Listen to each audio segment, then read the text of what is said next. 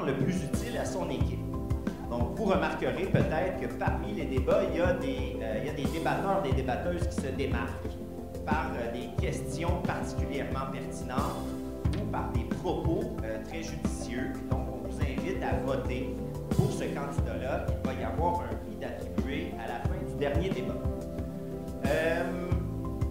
J'allais aussi vous dire en terminant que donc, le débat de la troisième place va commencer. Ceux et celles parmi vous qui font le débat de la finale, je vous invite à aller faire la période de préparation dans les locaux si vous voulez. Et on vous retrouve ici à 2 heures pour le match final. D'accord? Alors, une fois que ça c'est dit, mesdames et messieurs, je donne la parole à notre super animateur en chef, Monsieur Boulanger, et je... Donc, avant de commencer la demi-finale, félicitations déjà de vous être rendus où vous êtes. Donc, la thématique est la répartition de la richesse et la taxation.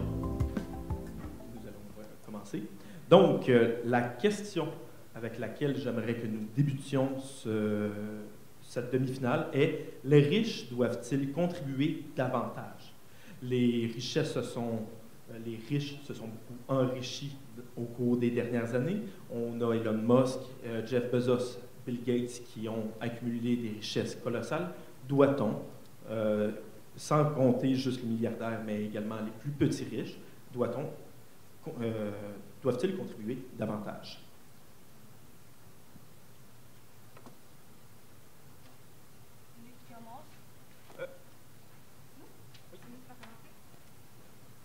Parfait. Donc, je vais prendre la parole pour commencer. Donc, ce n'est pas un secret que les riches ont vraiment profité de la pandémie pour s'enrichir.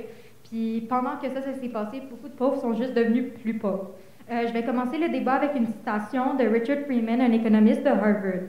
Donc, le triomphe de la globalisation et le capitalisme de marché a amélioré la vie de milliards de gens, mais il a concentré les milliards entre peu de gens.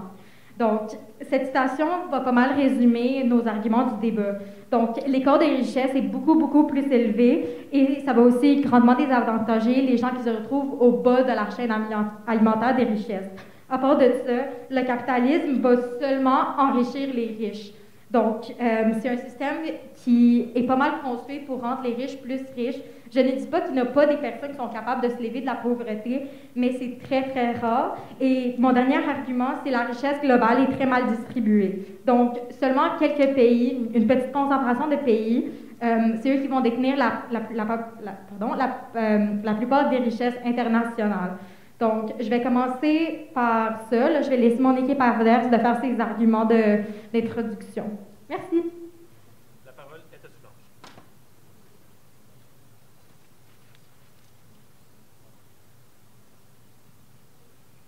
OK. Fait que nous, on défend le point qu'on est contre que les riches participent plus.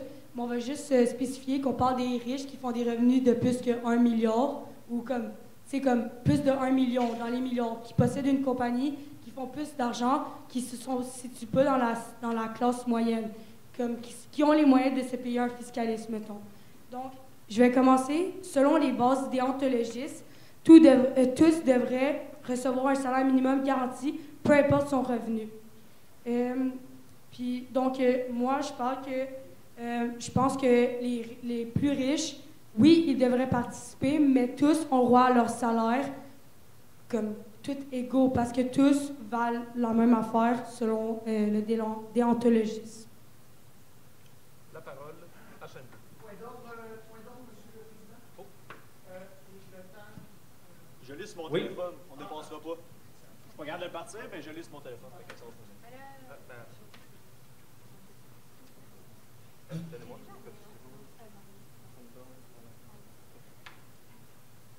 Allô?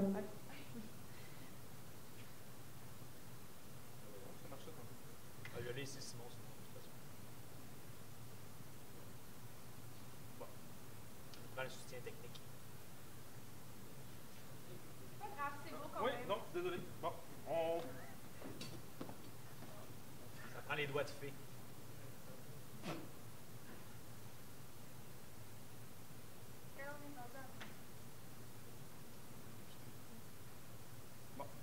on laisse ça comme ça.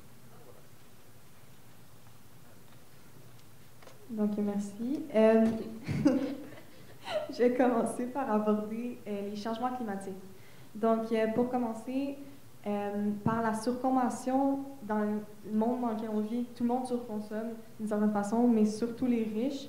Puis ça va entraîner l'immense empreinte carbonique des riches qui s'aggrave de plus en plus.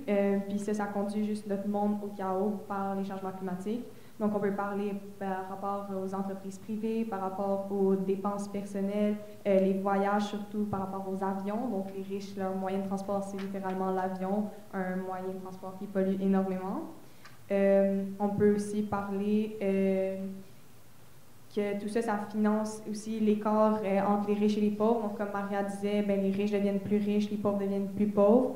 Donc, les pauvres sont placés dans un état de vulnérabilité à cause de l'utilisation abusive des riches de leur argent pour des dépenses personnelles.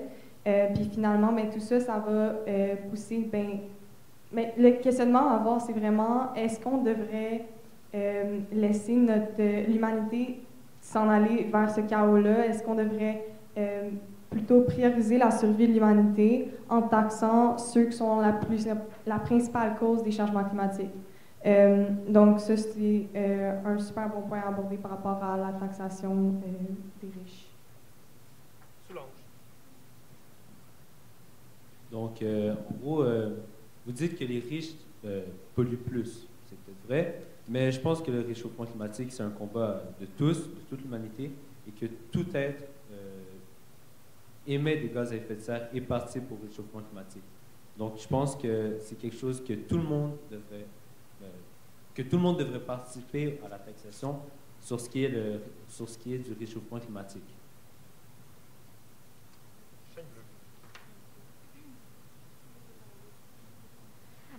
Donc, juste pour apporter sur le fait que le changement climatique, c'est un combat humanitaire, je décide d'ajouter que les riches ont quand même intérêt à ne pas régler les changements climatiques. Oui, c'est vrai que dans le fond, ça va nous affecter tous, mais à court terme, ça va rapporter de la richesse additionnelle aux riches. Quelque chose que j'aime dire souvent, c'est le travail de la plupart des riches est de devenir plus riches et de rendre des riches plus riches. Ça fait beaucoup de riches dans la même phrase, mais dans le fond, ça résume pas mal mon opinion là-dessus.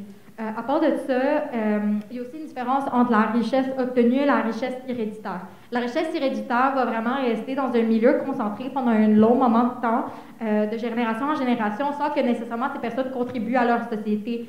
Donc, ça va être une richesse qui va pas vraiment avantager personne. Puis, justement, la concentration entre un peu nombre de gens va leur donner un avantage politique supplémentaire qui va justement donner des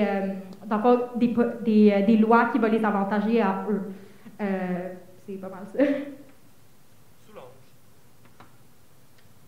Moi, j'ai plus une question pour vous. Parce que là, vous parlez des arguments pourquoi que les riches devraient ils devraient plus participer. Mais comment vous allez mettre ce système-là en place? Comment il va marcher votre système?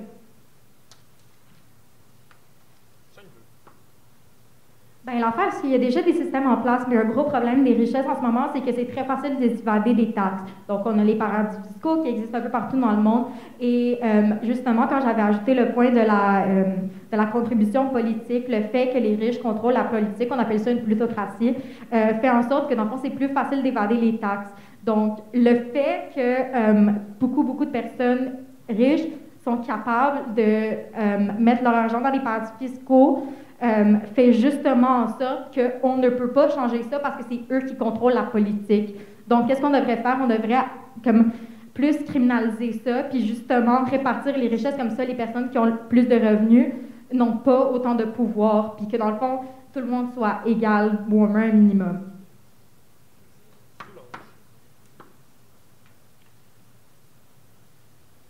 Donc, vous dites que les riches devraient payer plus.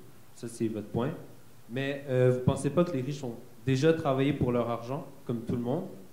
Je parle des riches qui ont bâti des compagnies, qui ont passé leur temps, leur vie même, à mettre en place des compagnies, justement.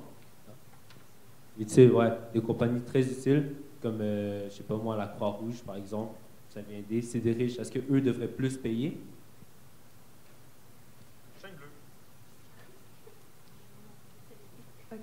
Parfait. Donc, on en a déjà parlé. Il y a la richesse, la richesse héréditaire. Donc, ça, c'est en fait, c'est, admettons, mes parents, ils ont déjà beaucoup d'argent et ça me revient après. Donc, il n'y a pas un travail déjà fait. Donc, le but des riches, c'est d'exploiter le capitalisme et, en fait, la classe ouvrière. Donc, si on prend exemple avec, je ne sais pas moi, Jeff Bezos, oui, c'est lui qui a la compagnie et on peut dire qu'il travaille à un certain point, mais sans tous ses employés, il est rien. Tandis que les employés, eux, ils savent comment. C'est eux qui travaillent pour l'argent que lui a. Donc, il y a une différence à faire. C'est pas moi ça. Chaîne bleue. Solange. Pardon. Je regardais. Fait que là, dans le fond, tu es en train de dire que l'hérédité, ouais, mais moi, je parle des revenus. Je parle d'une personne qui se fait des revenus par son propre bénéfice. Elle a travaillé pour son revenu. Donc, une personne qui a une compagnie, comme que tu mentionnes, puis qui est rien sans les personnes qui travaillent pour. Mais les personnes qui travaillent pour, la personne qui a la compagnie, elle est quand même, potentiellement, elle aide ces personnes-là parce qu'elle leur produit des emplois qui sont importants. Ici, mettons, comme au Québec, c'est mieux d'avoir plus de compagnies pour avoir le plus d'emplois possible, pour que plus de monde travaille possiblement, qui ramène ensuite des revenus importants avec les impôts au gouvernement. J'ai envie d'apporter une autre vision des choses. Donc, on parle du Québec. C'est vrai qu'ici, au Québec, les grandes compagnies ont engendré beaucoup de travail. Mais si on pense aux compagnies comme internationales, je vais prendre l'exemple de la marque Zara, la marque de vêtements, qui, dans le fond, va exploiter des gens dans des pays, justement, défavorisés pour garder leur coût de fabrication très bas. Donc, le problème avec, dans le fond, la classe d'élite, c'est que eux, ils ont l'avantage de garder la classe ouvrière à un bas revenu pour maximiser leur profit. Dans le fond, l'écart de richesse, qu'est-ce que ça va causer? C'est que ça va causer carrément un écart entre les pays, soit nord-américains ou européens, avec le reste du monde. Puis ces gens-là, ils vont continuer à rester riches, puis leurs richesses vont rester concentrées dans une petite partie du monde. Donc ça, c'est carrément, c'est pas éthique du tout. Puis dans le fond, les zones qui ont été avantagées par le début de l'industrialisation dans les années 1800, dans le fond, c'est eux qui vont conserver les richesses pour vraiment longtemps. Je ne dis pas qu'il y a des pays qui sont sortis de ça, comme on a l'exemple de la Chine puis de l'Inde qui est en train de monter en ce moment, mais la plupart des pays qui sont pauvres le resteront parce que les pays industrialisés ont l'avantage de les garder pauvres. Si on vient au Québec, ou à beaucoup d'endroits dans le monde aussi, les pays comme, pas les pays, les entreprises comme Amazon payent quand même très bien leurs employés, même si c'est des étudiants. Comme par exemple, Amazon, c'est 17 $ de l'heure. Il y a beaucoup de personnes adultes qui font même pas ce salaire-là.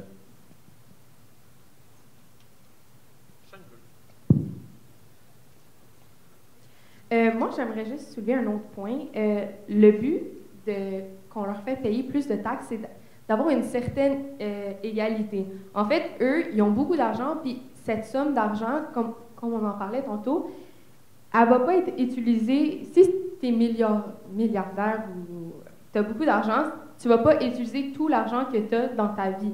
Donc oui, tu peux le donner à tes enfants, mais ça serait plus égal si leur taxe serait plus élevée. Comme ça, tu donnes à la population et aux personnes qui travaillent présentement pour toi. Donc ça ferait, comme je dis, encore une égalité. Juste pour être sûr, parce que là, on parle de taxes, là, fait que là, tu es en train de dire qu'une personne qui va acheter son lait, sa taxe va être plus chère. Non. Peux-tu répondre? Oui. Ok, vas-y. Ouais. Juste comme ça, vu que vous êtes éloigné, vous n'êtes pas obligé d'éteindre le micro, de toute façon, vous ne pouvez pas discuter entre vous de toute façon. Donc, j'ai juste envie d'ajouter là-dessus, ça, on appelle ça une taxe régressive. Le mot régressif vient justement du fait que c'est pas tout le monde qui paye sa part égale des taxes. Une personne pauvre qui doit acheter, comme, je sais pas, du lait ou peu importe, va payer le même montant qu'un riche qui, dans le fond, se fait, par exemple, 2 $ sur le lait et un montant beaucoup plus grand que quelqu'un qui a des milliards. Fait que, justement, le mot régressif qui a été attribué par des économistes nous prouve que c'est pas un bon système. Fait que toi, que tu penses réellement qu'une personne qui s'en va dans son épicerie, qui s'en va chercher son lait, elle est plus riche, fait qu'elle paye son lait plus cher, puis l'autre non. Moi, personnellement, je pense pas que c'est juste, là. Ça marche pas. Une personne qui s'en va acheter, faire ses achats, n'a pas à payer plus cher sur une taxe. Si tu veux placer un autre système, place un système différent qui a des taxes dans une épicerie ou dans un dépanneur ou dans un magasin de vêtements. Bien ça, c'est justement qu'on a les taxes progressives. Donc ça, c'est plus ton revenu est élevé, plus que tu as de taxes à payer. Donc, dans les taxes, par exemple, le problème avec les taxes progressives, c'est que c'est très facile de les évader, comme avec le point que j'avais rapporté tantôt. Donc, moi, donc mon argument, c'était qu'on devait renforcer les lois qui préviennent l'évasion des taxes pour les riches, qui est vraiment... c'est un fait très gros. Aussi, Amazon, l'année passée, même le ministre des Finances du Québec ne savait même pas combien de taxes elle avait payé ou si elle en avait payé. Une compagnie aussi riche qu'Amazon, je pense qu'elle devrait payer des taxes quand nos parents qui obtiennent un salaire correct, là, qui peuvent faire vivre leur famille, doivent en payer. Mais vous vous rendez compte que si on augmente les taxes pour les grosses compagnies, ils vont juste plus venir ici? Ils vont juste aller aux États-Unis ou peu importe. Je parle pas nécessairement juste d'Amazon, je parle des grosses compagnies, mais qui n'ont pas nécessairement une présence dans tous les pays. Mais c'est pour ça qu'il faudrait avoir un effet global, il faudrait que ça soit un changement mondial, puis c'est pour ça qu'il faudrait littéralement une réforme du système économique et politique mondial. Ça, c'est pas quelque chose qui est facile à faire, mais la question, c'est pas si c'est facile à faire, c'est juste est-ce qu'on devrait le faire pour l'égalité de tous? Bien, je veux dire, pour l'égalité de tous, on devrait le faire. OK, mais là, on va revenir parce que vu qu'Alexis a spécifié, moi, ma question, dans le fond, c'était ça va être quoi votre système? Votre système, c'est des taxes, right? Juste pour être sûr. La sorte de taxe que tu as parlé. Je tiens juste à souligner que la question, c'est les riches doivent-ils contribuer davantage et non comment doivent-ils contribuer? OK, mais moi, je te demande quand même une autre question. Bien, la réponse à cette question, c'est justement renforcer les lois qui préviennent les compagnies de payer plus de taxes. Je l'avais mentionné plusieurs fois. Puis aussi, les compagnies ne vont pas partir parce que, dans le fond, le Canada devient un marché très, très gros. Puis, dans le fond, ils ne peuvent pas quitter le Canada sans eux, justement, perdre beaucoup d'argent. On comprend pas quand tu parles. Peux-tu plus articuler ou enlever ton masque parce qu'on comprend pas? OK. Bien, dans le fond, qu'est-ce que je disais, c'est que les riches ne peuvent pas quitter le Canada parce que... Éloigne le micro de... Voilà, merci. OK. Bien, qu'est-ce que j'essaie de dire, c'est que le Canada, dans le fond, les grandes compagnies ne peuvent pas quitter le pays parce que ça les désavantagerait beaucoup financièrement. Pourquoi tu dis ça si tu veux augmenter leur prix? C'est pas augmenter les prix, mais justement, c'est les faire payer leur juste part. Puis leur juste part? Oui, leur juste part, parce que ce n'est pas juste que des compagnies comme Amazon ne payent pas des taxes quand... Oui? Termine ta phrase. Oui, c'est pas juste que des compagnies comme Amazon ne payent pas de taxes quand, dans le fond, des gens ordinaires qui obtiennent un revenu comme assez ordinaire doivent en payer. Ça ne sera pas bien long. Donc, juste petit rappel, c'est un débat et pour garder les échanges conviviaux et pertinents, je vous demanderai de lever la main pour que j'attribue les tours de parole. En ce moment, ça se répond comme une conversation. J'aimerais qu'on retourne à une formule qui va profiter davantage. Donc, la parole était à... Fait que dans le fond, je vais juste revenir pour dire, vous n'arrêtez pas de préciser que oui, la question c'est est-ce que les riches devraient plus participer, mais en réalité, est-ce qu'ils ont vraiment le goût de participer? Si vous ne les faites pas avoir le goût, comment vous voulez qu'ils veulent participer puis qu'ils restent à cette place-là pour y participer puis pour aider justement au gouvernement à payer des affaires importantes pour la société? Le but, c'est pas qu'ils aient le goût. Le but, c'est qu'ils n'ont pas le choix parce qu'on veut que ça soit égal. Quand on parlait des taxes régressives, le but, c'est... En fait, c'est pas progressif. Désolée. Le but, c'est pas qu'ils payent plus. Le but, c'est que ça soit égal. Donc, le prix du lait serait le même, mais c'est ajusté à combien que tu fais, en fait. Donc, c'est pas le but, c'est pas... Puisque tu fais beaucoup, on veut que tu payes plus. C'est que ça soit égal pour tout le monde. Puis c'est comme ça qu'on veut vivre en société, en fait. Donc, en gros, ça serait plus le gouvernement du Québec, pas nécessairement du Québec, mais le gouvernement qui récolterait tous les lauriers, pas nécessairement la population. Parce que vous voulez juste que les riches payent plus cher au gouvernement une taxe. On ne veut pas qu'ils payent plus cher, mais on veut juste que ça soit égal à tout le monde. On a compris qu'on voulait que ça soit égal. Je pense que tout le monde sait qu'on veut que ça soit égaux. Mais en réalité, est-ce que ça va vraiment créer une forme d'égalité? Parce que les riches, oui, ils pourraient plus contribuer parce qu'ils ont plus d'argent. Mais il faudrait quand même vous leur donner une récompense pour avoir fait ça. Parce que sinon, c'est juste poche pour eux. Ils sont obligés de donner leur argent, qui ont travaillé fort. Je dis pas que les autres qui ont des plus petits salaires, ils travaillent pas autant fort, mais ils ont quand même récolté les lauriers de ce qu'ils ont mérité en réalité. Puis vous disiez que vous voulez leur enlever sur des taxes. OK, mais pendant ce temps-là, il y a plein de personnes qui travaillent jusqu'à la mort, qui travaillent jour et nuit pour nourrir leur famille. Eux autres, qui n'ont aucune récompense. Est-ce qu'ils devraient en avoir? D'après moi, n'importe qui devrait avoir les récompenses pour le travail qu'il fait. Mais certaines personnes sont complètement avantagées par le système dans lequel on vit. Puis même s'ils travaillent super fort, ils font beaucoup plus d'argent que ce pourquoi ils travaillent. Puis ça ne leur enlève pas du mérite. Mais même à là, on pourrait réégaliser la façon que les taxes sont distribuées, la façon que l'argent est distribué partout dans le monde pour permettre à tout le monde d'avoir un minimum d'argent pour le travail qu'ils font, puis d'avoir un minimum de mérite pour le travail qu'ils font. Moi, j'ai une question. Vous voulez l'équité ou l'égalité? Parce que c'est différent. Nous voulons de l'équité. Vous ne voulez aucune égalité ou aucune équité. Qu'est-ce qu'on essaie avec ça? C'est avoir une économie rawalisienne, dans le fond, que tout le monde puisse avoir l'égalité des chances, donc de l'équité. Déjà, c'est pas ce que je veux, c'est le point que je dois défendre. Ensuite, depuis tantôt, vous êtes égalité, alors pourquoi vous changez pour équité maintenant? On parle d'une égalité dans payer les taxes, donc ça crée une équité dans les chances que tu peux avoir avec ton revenu. OK, parce que égalité, c'est que tout le monde est égal, ça veut dire que tout le monde paierait les mêmes taxes. Mais depuis tantôt, vous défendez le point que les riches devraient payer plus cher.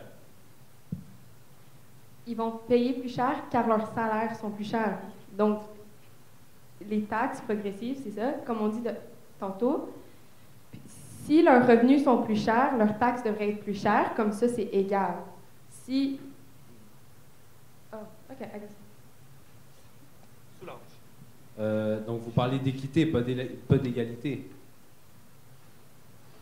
Est-ce que vous savez c'est quoi la différence entre les deux? Oui, on sait c'est quoi la différence entre les deux. Donc, c'est ça qu'on dit, on veut de l'équité et non de l'égalité. L'équité va venir avec, dans le fond, parce que dans les taxes aussi, il y a quelque chose qui s'appelle des déductions. Donc, dans les déductions de taxes, ça va justement faire en sorte que tu ne vas pas payer tout l'argent sur ton revenu, mais seulement les choses que nous, on va payer que dans le fond, le gouvernement va choisir de taxer. C'est pas tout le revenu qui est taxé, juste des choses spécifiques. Donc, c'est là qu'il y a vraiment la nuance entre équité et égalité. Qu'est-ce que tu veux dire par chose spécifique? En fait, les déductions qu'on a, donc donner à la charité, les choses comme ça, là. Les choses comme ça. La santé mentale, les...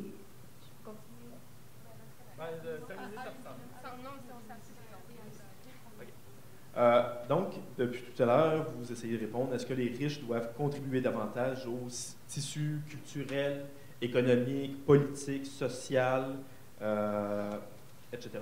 Et donc, vous avez des perspectives d'un bord comme de l'autre, et je vous rappelle que c'est un débat. Donc, c'est un jeu où vous êtes imposé, vous avez choisi une position. Et là, j'aimerais que vous, peut-être, misiez davantage sur pourquoi est-ce que les riches devraient payer davantage? Pourquoi et à quoi servirait cet argent-là? Donc, est-ce que c'est à eux vraiment de sortir la palette, comme on dit, et de payer davantage? Puis juste pour ajouter peut-être un point, c'est l'important, en fait, c'est de venir prouver votre point de pourquoi les riches devraient payer ou non davantage ou contribuer davantage. Alors là, on est beaucoup dans l'attaque sur les arguments adverses, mais c'est d'essayer de mettre l'emphase aussi sur les arguments de pourquoi votre côté, à votre sens, est le plus logique et de donner des arguments pour aider ce côté-là. Donc, on est à côté ça. Soulanges, chaîne bleue, le premier qui se manifeste. Parfait, je vais y aller. Donc, nous, on trouve que, comme on a dit, ils devraient payer plus de taxes. Cet argent-là pourrait renforcer les systèmes sociaux, donc ça viendrait à tous les gens de la société. Donc, exemple, comme le gouvernement fait, donc le les CHC. CHSLD. Désolée. Les prêts publics, donc, admettons, les psychologues ou la médecine et tout. Donc, vous dites que l'argent servirait à aller dans les CHSLD, c'est ça? Les services sociaux, d'accord. Mais en quoi les riches sont avantagés là-dedans? Ils ne sont pas avantagés là-dedans, justement, c'est parce que la population, elle est désavantagée parce que, justement, ces systèmes-là sont sous-financés par les gouvernements qui n'ont pas l'argent nécessaire, qui pourraient avoir cet argent nécessaire-là si tout le monde payait sa juste part avec l'équité. Mais pourquoi? Pourquoi que les personnes qui se font un relevé d'argent devraient donner l'argent au gouvernement pour profiter au gouvernement, même pas à eux, parce que au public, les personnes qui sont riches, là, est-ce que tu les as déjà vues aller dans un hôpital public? Non. Parce qu'ils ont les moyens de se payer un hôpital privé, parce qu'au public, tu sais combien ça dure de temps?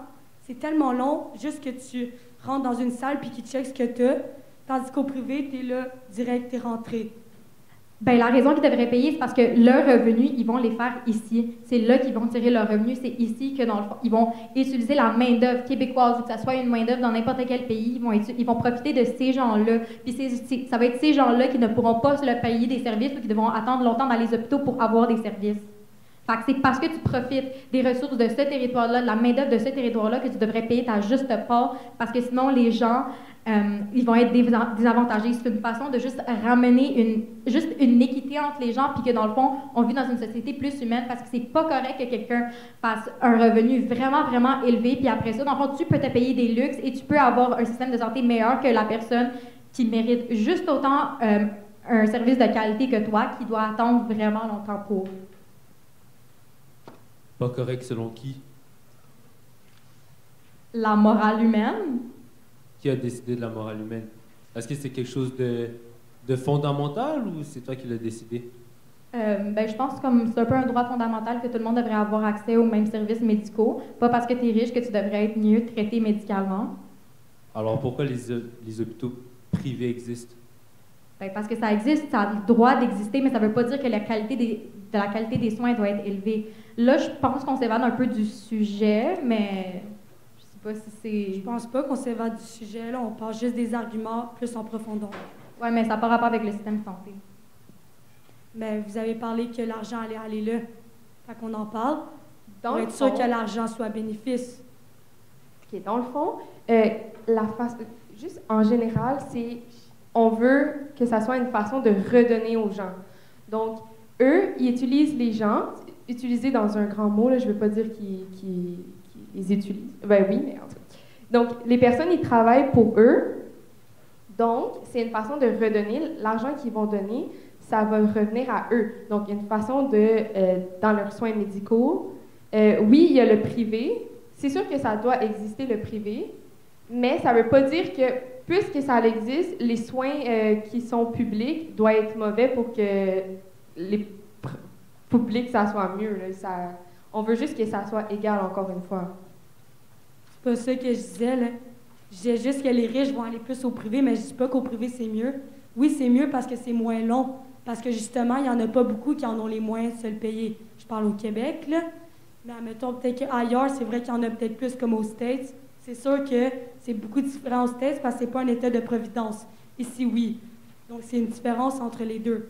Mais ça reste que au privé, c'est pour les personnes qui sont riches. Donc, pourquoi ils iraient dans une place publique quand ils savent que ça va être long, à place d'aller dans une place privée qui vont se payer? Puis en plus, ils n'utilisent pas les personnes qui habitent ici pour se faire de l'argent. Parce qu'ils ont l'argent, comme vous dites depuis tantôt. Ils ont l'argent. S'ils veulent, ils s'en vont ailleurs, puis ils utilisent d'autres personnes, là, puis ils utilisent d'autres main-d'œuvre, puis ils utilisent d'autres territoires. C'est tout. Fait que si vous ne voulez pas les convaincre à rester, ils ne vont pas rester. Bien, justement, c'est là qu'il y a un problème. Je vais revenir à la question initiale. L'Amérique du Nord et l'Europe ont moins de 20% de la population, mais ils ont le tiers des richesses mondiales. Donc, quand on a une statistique comme ça, ça paraît qu'il y a des pays qui vont avantager de la pauvreté de d'autres pays. Fait que là, quand on a des situations comme ça, on le sait qu'il n'y a pas vraiment de système de santé en Inde, on le sait qu'il n'y en a pas au Bangladesh, puis c'est ces gens-là qui en ont besoin. C'est pas nous. Nous, on est correct. Même si tu as à attendre, tu es quand même correct, tu ne vas pas mourir. Ces gens-là vont souvent mourir parce qu'ils n'ont pas les traitements nécessaires, ils n'ont pas les médicaments nécessaires, les choses comme ça. Donc, c'est dans des situations comme ça qu'il est vraiment important que les riches contribuent leur juste part. Quand on sait qu'il y a des sweatshops, dans le fond, pour qu'est-ce qu'on appelle le fast fashion dans les pays beaucoup plus désavantagés. C'est là que c'est important. C'est pas pour nous. Nous, on ne meurt pas. Ça, c'est des gens qui meurent, qui vivent vraiment dans la grosse misère, dans la famine, des choses comme ça.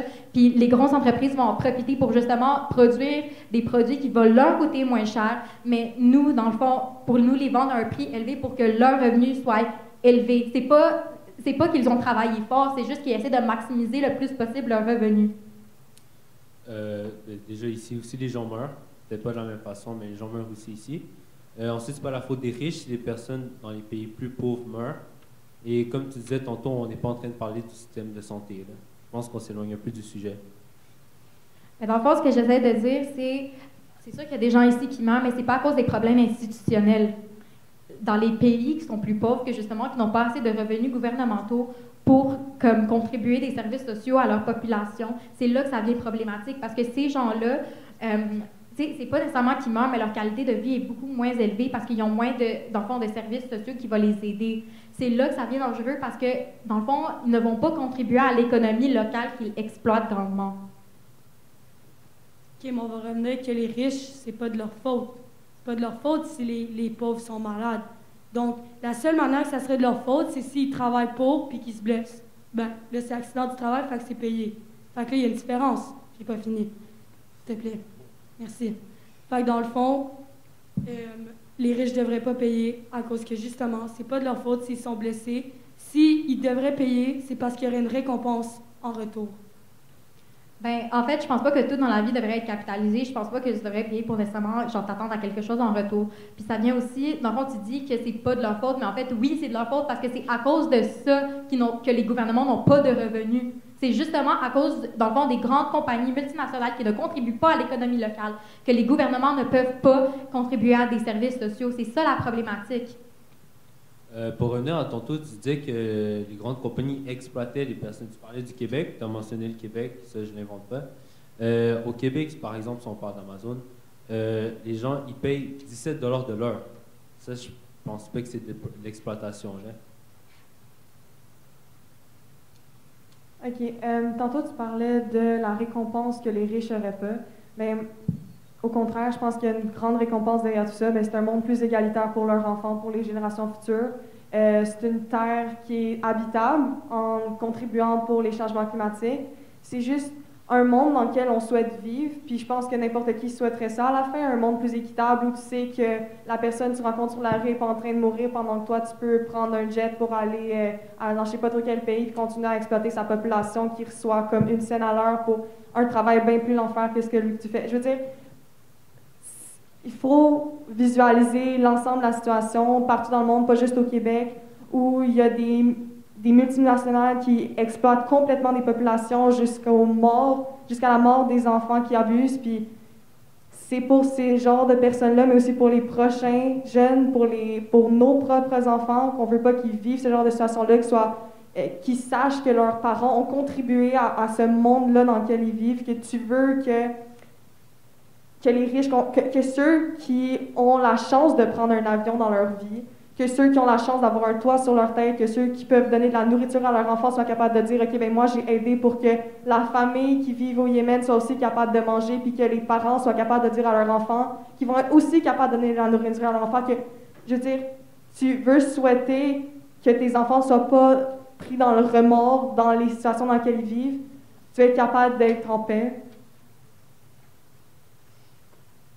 Tantôt, tu as dit on n'a pas envie que quelqu'un soit en train de mourir sur le côté pendant que les riches prennent leur jet privé. Est-ce que je me trompe? C'est bien ce que tu as dit? Oui, c'est ce que tu as dit. En ce moment, il y a plein de gens qui sont en train de mourir, peu importe la façon que ce soit partout dans le monde. Puis on est en train de faire un débat dans une école secondaire. Je ne vois pas c'est quoi le rapport entre le fait de prendre un jet privé et quelqu'un qui meurt à côté. Peux-tu expliquer le lien ou... Je vois comme pas vraiment la validité de cet argument-là parce que à un certain point, c'est sûr qu'il faut continuer à vivre, oui. Donc, des jeunes qui développent leur intellectuel dans un débat à Soulanges, je veux dire, oui, OK, on n'est pas en train de sauver la vie d'un petit garçon au Yémen, mais je pense qu'on fait quand même quelque chose d'important, puis qu'il y a quand même de la validité à ce qu'on fait. Mais même à là, on peut quand même remarquer qu'il y a des gens qui abusent complètement de la liberté qu'ils ont due à leur argent, puis dû au système dans lequel on vit, qui les favorise complètement, dû au capitalisme ou à tout ce genre de système-là. Puis c'est à ce moment-là qu'il faut comme réaliser l'absurdité qu'il y a quand tu vois vraiment des gens abuser de tout ça, qui surconsomment complètement, qui exploitent les gens, qui vont juste comme passer leur vie dans le luxe à cause de l'hérédité, puis je veux dire, là, tu peux dire, OK, il y a peut-être une limite. Mais quand on parle d'un débat à une école secondaire, je pense que ça, on peut relativiser, là. Dans le fond, moi, je veux juste dire que les riches, ouais, ça se peut. Ils sont peut-être dans l'abus des fois, mais les pauvres aussi. Ici, là, comment que ça marche, là, est-ce que tu as déjà vu un slip de paye? Il y a tellement d'affaires qui ont paye pour que les pauvres, y aient au moins un peu d'argent, là, assurance chômage, puis toutes les affaires de même, là. Il y a plein de pauvres qui bénéficient de ça, puis qui en abusent. C'est la même chose. Tout le monde abuse de tout dans la vie. Dès qu'ils touchent au bonheur, tout le monde en abuse. C'est la même chose pour quand tu tombes dans le seuil de la pauvreté que quand tu tombes dans le seuil de la richesse. Fait qu'il faut que tu fasses la différence entre les deux. OK. Je voulais juste revenir sur le fait d'Amazon. Tu dis que les employés sont payés 17 $ de l'heure. C'est vrai. Mais selon un reportage sur TVA Nouvelles, les conditions de travail sont aussi très, très, très mauvaises. Souvent aussi, des blessures peuvent être affectées. Puis pas des blessures qui peuvent être prouvées comme étant des blessures de travail. Donc, c'est genre des tendons déchirés, les choses comme ça. Donc, ce type de blessure-là n'est pas couvert par l'assurance travail. Donc, oui, ces employés-là sont peut-être bien payés, mais sont très, très, très maltraités aussi. Une paye Amazon ne commence pas jusqu'à temps que tu ne commences pas à livrer les paquets, les boîtes. Donc, qu'est-ce qui va se passer? Plusieurs employés vont travailler gratuitement, en fait, pour le temps que ça prend de scanner tous les packages puis de les mettre dans leur voiture, qui peut durer à peu près un bon 2 à 3 heures. Donc, oui, ils sont peut-être bien payés, mais justement, quand on déduit les heures qui ne sont pas payées, ils sont payés sous le salaire minimum en plus. Il y a des syndicats qui étaient contre Amazon qui ont été fermés parce que, dans le fond, l'immeuble était à Amazon. Donc, Amazon les ont carrément enlevés de leur immeuble. Puis, c'est ça. Ça ne veut pas dire que tu es bien payé, que tu es bien traité. Quand tu signes au travail, quand tu t'engages dans le travail et que tu signes, les gens savent que tu risques de te blesser. Tout le monde le sait, Amazon, c'est un travail forçant. Quand quelqu'un s'engage, je sais pas, dans l'armée, il s'attend à se faire tirer dessus, là. Je veux dire, ça fait partie de la job. Je pense pas que quand tu dois aller faire une job, que oui, il y a des risques présents, mais comme tout dans la vie, mais ça veut pas dire que, dans le fond, ces risques-là, ça doit être la responsabilité. OK. Ce que j'essaie de dire, c'est que oui, il y a des risques à tout dans la vie, mais aller faire une job pour obtenir le revenu minimum que tu as besoin pour faire vivre ta famille ne devrait pas mettre carrément ton corps en danger. Là, on ne met pas en danger à ce point-là. Là. First, si tu te blesses, mettons, un tendon, comme tu disais, les affaires, tu disais que les blessures qui ne sont pas capables d'être décrétées comme une blessure du travail, ça va être les blessures les moins graves. Un petit tendon étiré, c'est sûr que ça ne fait pas du bien. Mais tu vas être good après deux mois, là, tu vas être top shape pour retourner au travail. Mais admettons, là, tu te coupes une main, on va le savoir que c'est au travail. Là. C'est ça la différence entre les deux. Une blessure peut affecter chaque personne différemment. Peut-être que dans le fond, tu es blessé pendant 2 mois, puis ça te fait mal, puis whatever, mais pendant ces 2 mois-là, tu ne peux pas aller travailler, donc tu vas perdre ton revenu. Tu vas perdre ton revenu, puis ça se peut que cette blessure-là n'est pas justement couverte par le travail, donc tu vas perdre 2 mois de revenus, puis ça se peut que pendant ces 2 mois de revenus-là, dans le fond, tu ne peux pas nourrir ta famille, ou tu ne peux pas te nourrir toi-même, ou tu ne peux pas te payer ton logement, etc. Un tendon, tu n'es pas vraiment assis chez vous pendant 2 mois. Tu es peut-être 1 semaine en arrêt de travail, puis c'est pas ce qui va faire te mettre en faillite. Là. Donc, je vais laisser Chaîne Bleue terminer son dernier argument. Ensuite, je vais vous demander de présenter votre conclusion. Le temps que nous avons sur le chronomètre est terminé. Donc, tu peux terminer ton dernier argument et ensuite, on va passer à la conclusion. OK, parfait. Donc, c'est juste pour répondre. Peut-être pour toi, c'est pas beaucoup perdre une semaine de convalescence chez toi, mais pour des personnes, le salaire qui est très important, une semaine, c'est beaucoup d'argent. Puis, il y en a qui comptent sur ça. On n'a pas tous les mêmes moyens dans la vie. Donc, des personnes attendent le salaire à chaque semaine. Chaque jour est important, chaque heure, chaque minute pour leurs besoins, pour faire survivre leur famille. Donc, c'est difficile on ne peut pas juger une semaine ou 4 semaines. Là. Donc, comme Maria l'a dit, chaque blessure affecte différemment une personne. Donc, j'inviterais Soulange à présenter sa conclusion. C'est leur conclusion? Okay. Oui. Ah? Non, c'est vous qui avez la possibilité de terminer la conclusion. D'accord. Donc, pour dire, les riches, en général, je ne parle pas de ceux qui ont hérité de richesse. Je parle de ceux qui ont fondé leur propre compagnie, qui ont travaillé toute leur vie et qui ont fait des efforts pour avoir de l'argent, pour des sacrifices, pour avoir ce qu'ils voulaient. Écoutez, moi, je suis pas un professionnel là-dedans, mais je pense que si eux, ils ont réussi à partir des compagnies, les pauvres ici sont capables de partir des compagnies, ça peut seulement partir d'une simple idée et aller jusqu'à un gros business. OK, fait que je désire conclure ce débat avec une citation de l'économiste Adam Smith, qui, dans le fond, il est souvent considéré comme étant le père de l'économisme, puis il a dit cette citation-là. « Aucune société ne peut fleurir ou être heureuse dans un monde où la grande majorité est pauvre. » Ça, je pense, ça résume pas mal qu'est-ce qu'on a dit aujourd'hui. Pas tout le monde a le même privilège de se partir une entreprise puis de partir de zéro. Souvent, quand on est né dans la pauvreté, c'est là que tu vas rester pour le reste de ta vie. Est-ce que tu peux en sortir un peu? C'est possible. Mais la majorité du temps, tu vas rester dans la classe sociale dans laquelle tu as été né dedans. Je pense que tout le monde devrait avoir une chance égale de mener une vie assez digne avec l'argent qu'on a, que ça soit, dans le fond, que ça revienne des revenus du gouvernement, des services sociaux, ou que ça soit de, dans le fond, l'argent héréditaire. Il faut que tu en aies pour combler tes besoins, mais pas trop. Merci. Donc, une grande main d'applaudissement à nos débatteurs. Bravo, félicitations, vous étiez excellents. J'inviterai maintenant les juges à se déplacer vers la loge sur ma droite.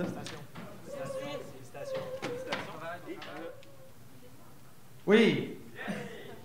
Écoutez, nous tenons à féliciter les deux équipes. On a beaucoup apprécié l'activité, beaucoup apprécié la rigueur et la quantité d'idées qui a été mentionné, quand même un débat de 40 minutes.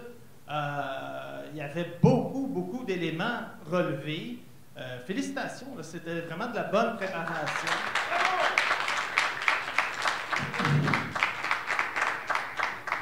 On tient à souligner d'emblée que l'équipe du Chêne Bleu avait une position plus facile au plan émotif à soutenir, au plan moral, un argument qui a été relevé à un moment donné, hein, lorsque l'équipe de Soulange a mentionné « mais au nom de quelle morale ?» l'équipe du Chêne Bleu a répondu « ben au nom de la morale humaine ». C'est peut-être, hein, en posant la question « est-ce qu'on doit augmenter les taxes, les impôts sur les riches ?» c'est peut-être un préjugé émotif qu'on a chacun d'entre nous de dire, ben oui, au nom de la morale, au nom de l'égalité, les riches devraient être plus taxés et on devrait mieux répartir la richesse, comme si on avait un Robin des Bois là, à l'intérieur de notre sensibilité. Et donc, de ce point de vue-là, il y avait quand même, au plan argumentatif, au plan de la sensibilité, mettons, il y avait un avantage du Chêne Bleu, un avantage que Soulange a pu... c'est bien défendu, parce que c'était une position plus difficile. Il y avait un désavantage, là, en langage de hockey, là, on dirait un désavantage numérique, et puis vous étiez deux en plus. Il y avait un désavantage émotif, moral, du point de vue de l'école secondaire Soulange, et vous en êtes très bien sortis. Les juges ont vraiment apprécié la qualité des questions qui ont été posées par Soulange, des questions qui étaient très rigoureuses, OK? Puis vous étiez là, du tac au tac en plus, vous étiez bien préparés. Des questions qui auraient peut-être pu être plus emballées, parce que la question de fond, hein, c'était qu'est-ce qui prouve qu'en augmentant les taxes, les impôts, ça va donner quelque chose de mieux que la situation actuelle? Et donc, si constamment vous étiez en train de remettre les autres sur cette question-là, ça aurait pu mériter plus de développement. Ceci dit, les questions étaient très rigoureuses, étaient très bien posées, et vous étiez bien préparés en ce sens-là. Voilà. Au final, donc, c'est difficile de trancher. Je ne sais pas si je manque un élément avant d'arriver à la conclusion. Ça va? C'est difficile de trancher. Et ce qui nous a fait pencher, on est revenu sur les critères du document qui nous a été présenté sur la rigueur, l'éloquence et le travail d'équipe. Eh bien, au final, la balance joue du côté de Chaîne Bleue. Parce qu'il y a eu une enveloppe d'éloquence un peu plus d'une meilleure qualité.